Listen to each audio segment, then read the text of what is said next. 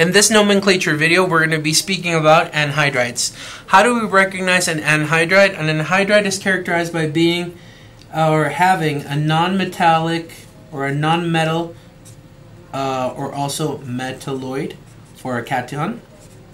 And that means that it has a positive charge. And the anion is specifically oxygen. Oxygen in this case. And oxygen is always O minus 2.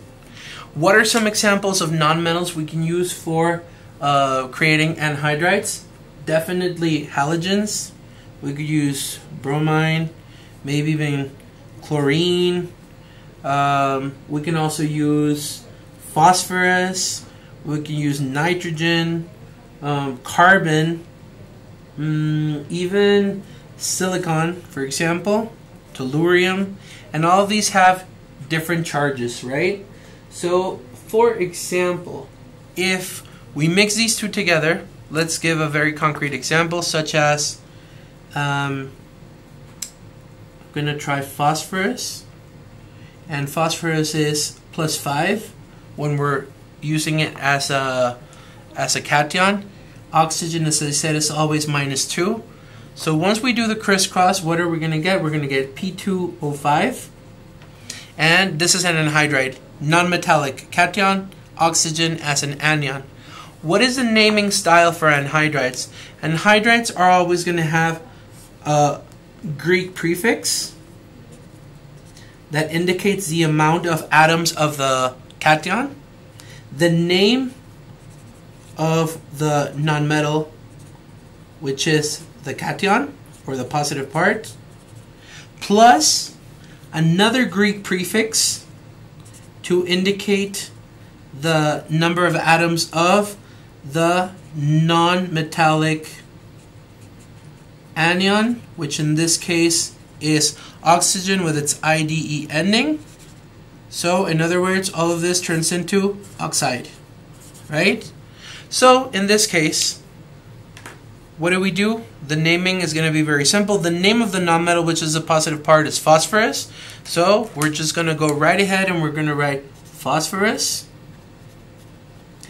And the name of the anion is going to be oxide, but it has to have a Greek prefix. And remember our Greek prefixes. We have mono is 1, di is 2, tri is 3, tetra is 4, penta is 5, and so forth. Hexa, hepta, nona, octa, deca, depending on the amount of oxygen. So in this case, again, Greek prefix that indicates the amount of atoms. In this case, since we do have 2 atoms of phosphorus, we're going to write di.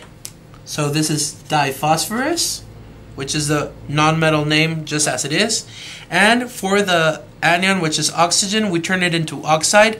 But since there's 5 atoms of oxygen, we're going to meld those two words together, and penta is going to join oxide. So pent, oxide. So then this compound's name is phosphorus pentoxide. We can also do a few more examples of this. So maybe I'm going to write a few formulas, and it should be pretty clear what we're going to do right here. Bromine can also have a plus 7 oxidation state. So in this case, we can have this, and we can also have silicon mixed with oxygen, and we can also have carbon mixed with oxygen. Carbon can be plus 2 or it can be plus 4, depending on its oxidation state. And we also have this one.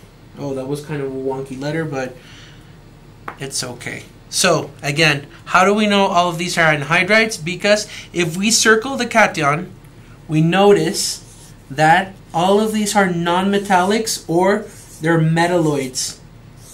So in this case, since they're all non-metallics or they're all metalloids, that's how we can know that they're going to be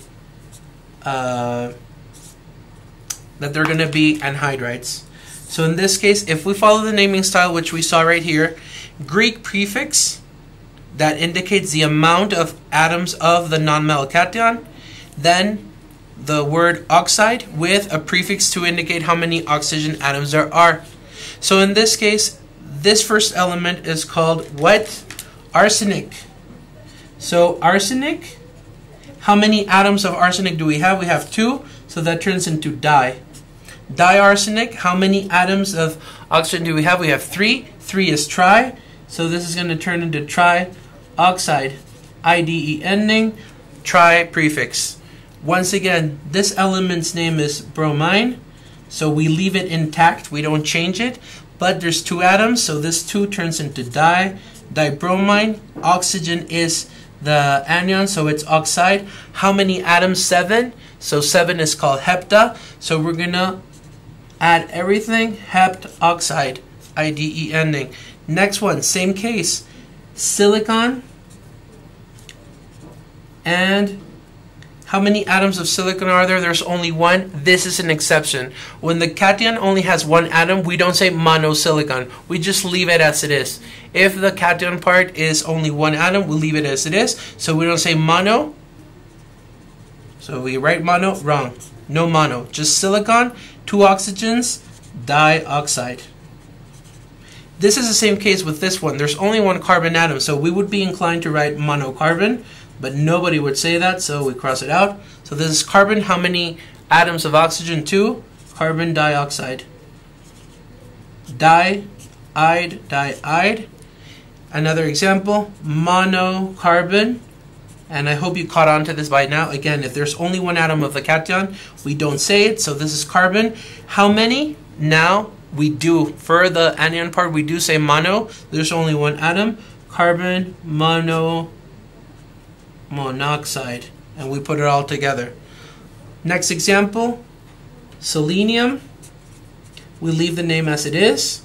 Selenium is there's only 1 atom, so we don't say mono, we just leave it as it is, selenium. And then there's 2 atoms, so it's dioxide. Last but not least, nitrogen. And nitrogen is gonna be di because we have 2 right here. Dinitrogen, and then the word oxide, but we have 3 of them, so trioxide. And just casually, again, anhydrides, as I said, the cation is a nonmetal, the anion is oxygen, but this also applies, this naming style also applies to what we would call covalent compounds. And covalent compounds are the same thing, are basically compounds where the nonmetal is the cation and the anion. And some very simple examples are going to be, let's write a few of them. Let me think of another one that could fit. Well, this should be enough for a few examples. So, in this case, when we have carbon, there's only 1 atom here, so we would say monocarbon. But if you remember, we don't use the word mono if it's for the first atom. It's carbon, and then 4 is tetra. And what is the name of our anion? It's chlorine, but since it's the anion, it changes to IDE ending, tetrachloride.